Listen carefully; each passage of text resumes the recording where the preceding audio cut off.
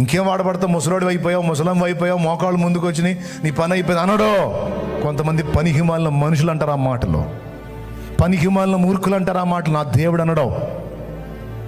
జీవితం అంతా అయిపోయి సాయంత్రానికి చేరావా, వృద్ధాప్యానికి చేరావా, అయినా సరే నిన్ను వాడుకుంటానికి ఇష్టపడతాడు.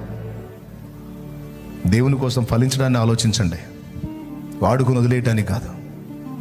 కృప మనందరికీ తోడై ఉండును గాక. విశ్వాసంతో బిడ్డలు తెచ్చిన నూనె నీ శక్తితో నింపి, బిడ్డలు అది రోగులకు రాసి ప్రార్థించినప్పుడు స్వస్థత కార్యాలు జరిగించు. ఇక్కడ ఉన్న బిడ్డలే కాదు, జూమ్ ద్వారా, లైవ్ ద్వారా అందుబాటులోకి ఎంతమంది ఉన్నారు వారందరినీ కూడా దర్శించు నాయన. వారి మనోనేత్రాలు కూడా వెలిగించు. వారు కూడా నీ కొరకు ఫలించడి పాత్రలు కావాలి. వారు కూడా వాక్యాన్ని ప్రేమించేవారు కావాలి, వాక్యంతో నింపబడేవారు కావాలి.